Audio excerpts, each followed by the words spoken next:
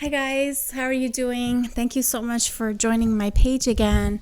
I'm here with another video for you guys, and this time the topic is a quote that I put up in my Instagram story yesterday, to which some of you responded. And the quote was, "To see God is to be God." I asked you guys if you wanted me to make a video on this and your input, and some of you responded, so here I am. So when you hear that, to see God is to be God, what comes to your mind? You might think, well, how do I be God? If I want to see God, I have to be God. How do I be God? And how do I see God? Because obviously, with our current understanding, we know that we cannot see God. Nobody has seen God, right? And when you think about it, what is God? Have you thought about that?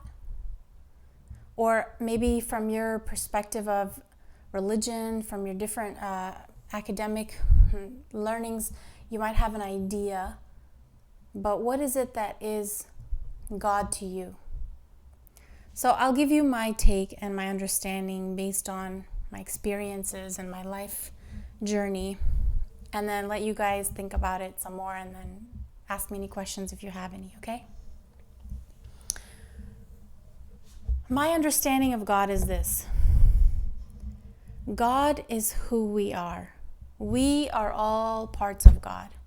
Everything that we know in this world and everything that we don't know, everything is God. Everything is part of the one supreme, the one God, the one light, the one consciousness. Consciousness is one. And we are all parts of that. So actually, we are God. We are one part of God. We're each one part of God. However, we don't think that. We don't think that, right? Do you think you are God? Do I think I am God?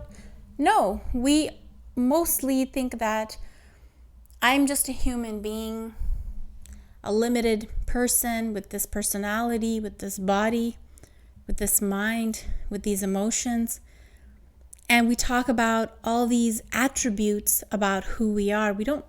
We never talk about ourselves as being God, right? Most commonly human beings believe that God is something outside of me and separate from me, and they pray and worship something separate from them that they believe is higher. But they never believe that they are part of that, and they are one with that, and they are actually that. That they don't believe that their identity is God, spiritual consciousness. And so they're looking for God, but they cannot ever see God. Because how can you see yourself? If you are God, how can you see yourself? Can you see yourself? Unless you look in a mirror, right? And even in a mirror, you would only see your body, right? You won't only see your personality or yourself talking. You wouldn't actually be able to see yourself as spiritual consciousness. So there's no way for us to see God with the visual eye, with the physical eye. We would have to experience God. And how do we experience God? First, by believing that we are God, that actually our identity is God. Our identity is not this body or this mind or these emotions. My identity is spiritual consciousness, which is God.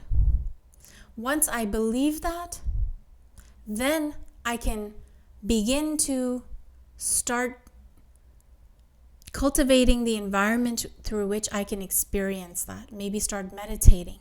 Maybe start spending time alone. Maybe start reading up on it and really cultivating that environment, through the environment that's going to help your understanding grow, your belief grow into knowing. And once you know that you are spiritual consciousness, then you can be that. Then you can be that. So it starts first with a belief. You have to believe that I am spiritual consciousness. And then you read on it, you meditate, you study it until, as I said, you facilitate the environment for your belief to grow. And once it grows enough, it grows to a point where you know that you are spiritual consciousness now. And then once you know that you are, then you be that. Because we be what we are, right? So if we understand that I am God, then we can be God. And that's how we can see God. But as I said, in our current state, most human beings understand themselves to be this body, mind, and emotions. Because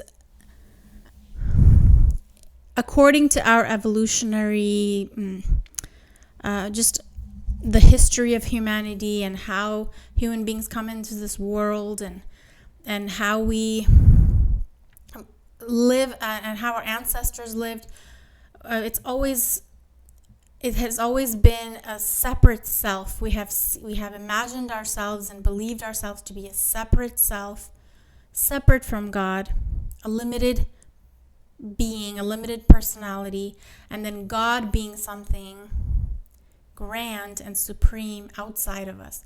Of course, not every culture believed that God is outside of us. There were many ancient cultures that believed that God and me are one. Me as a limited being and God is one. We are both one. But there were many other religious beliefs that held God as separate.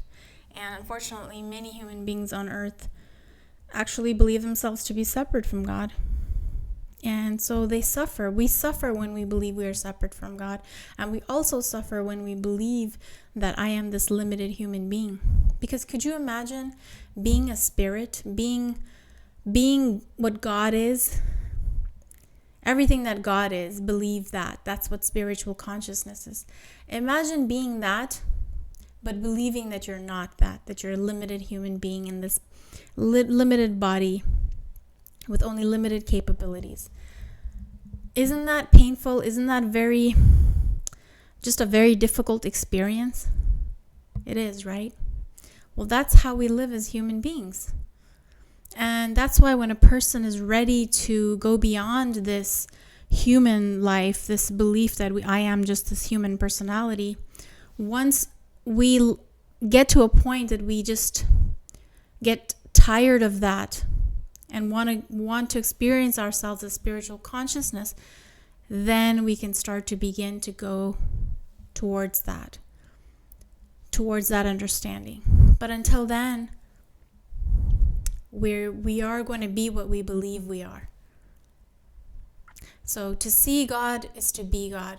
Once we can finally get to that point from belief to knowing to being, then we can see God.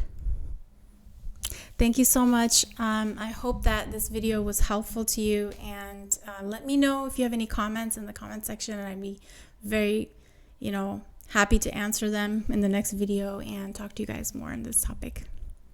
Okay, much love to you. Bye now.